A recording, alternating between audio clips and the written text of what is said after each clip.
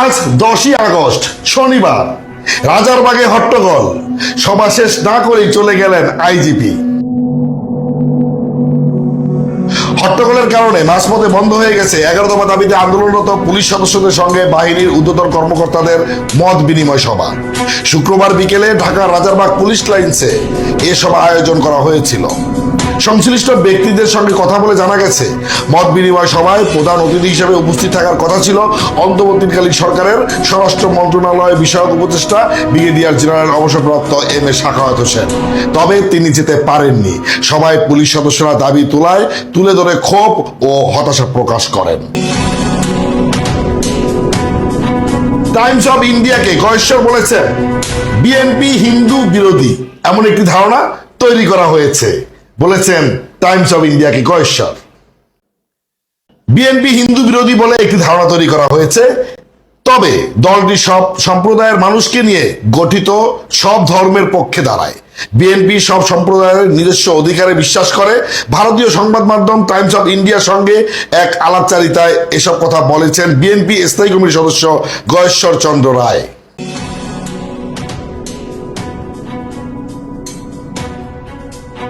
অন্তর্বর্তীকালীন সরকারের সময় বেঁধে দিলেন কাদের সিদ্দিকী।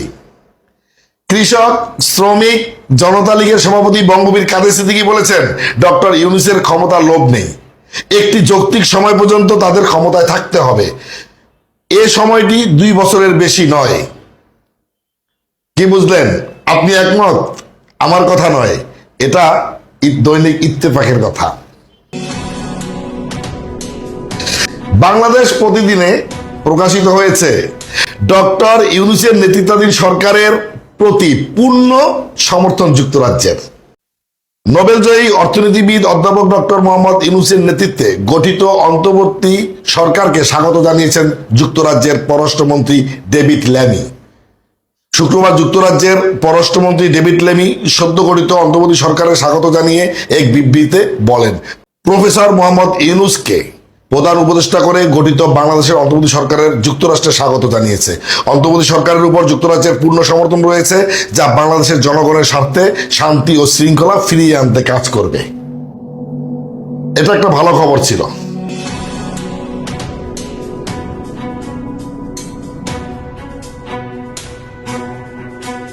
ভারপ্রাপ্ত প্রধান বিচারপতি পদে আশরাফুল ইসলামকে প্রত্যাখ্যান আন্দোলনকারীদের। কেন প্রত্যাখ্যান?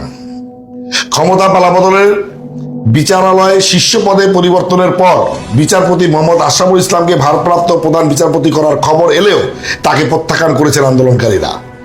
শনিবার সন্ধ্যায় 6টার মধ্যে সুপ্রিম কোর্টের হাইকোর্ট বিভাগের বিচারপতি সৈয়দ রেফাত আহমেদকে প্রধান বিচারপতি ঘোষণার দাবি জানিয়েছেন তারা।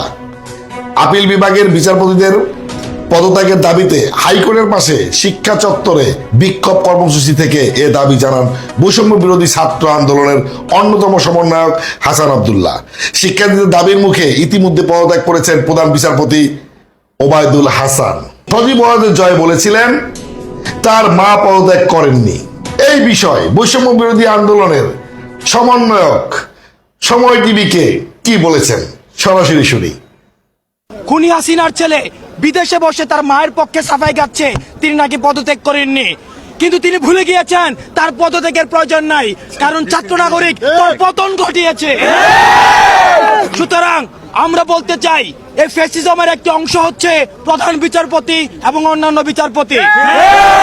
আমরা তাদেরকে আলটিমেটাম দিয়েছিলাম, তারা পদত্যাগ করেননি। আমরা আজকে দুপুর 1টা পর্যন্ত তাদেরকে সময় দিচ্ছি। আজকে দুপুর 1টার মধ্যে প্রধান বিচারপতি সহ অন্যান্য বিচারপতি যদি পদত্যাগ না করে, তাহলে তাদেরকে আমরা গণভবনের চিত্র মনে করিয়ে দিতে চাই। জরুরি সংবাদ সম্মেলন ডেকেছেন বিএনপি। কেন? ঘটনা কি? জরুরি সংবাদ সম্মেলন ডাকতে হবে কেন? বিস্তারিত। জরুরি সংবাদ সম্মেলন ডেকেছেন বাংলাদেশ জাতীয়তাবাদী দল বিএনপি। শনিবার 10ই আগস্ট সন্ধ্যায় গুলশানে বিএনপি চেয়ারপারসনের রাজনৈতিক কার্যালয়ে এই সংবাদ সম্মেলন অনুষ্ঠিত হবে। বিএনপির মিডিয়া সেলের সদস্য শাহরুখ কবির খান এ তথ্য জানান। তিনি বলেন, আজ সন্ধ্যা 7:30টায় বিএনপি চেয়ারপারসনের গুলশানের রাজনৈতিক কার্যালয়ে জরুরি সংবাদ সম্মেলন করবেন বিএনপি মহাসচিব মির্জা ফখরুল ইসলাম আলমগীর। ভালো লাগলো কি মন্দ লাগলো কমেন্টে জানান। আজ এই পর্যন্তই, দেখা হবে আবার বিপ্লব 1971-এ ইনশাআল্লাহ।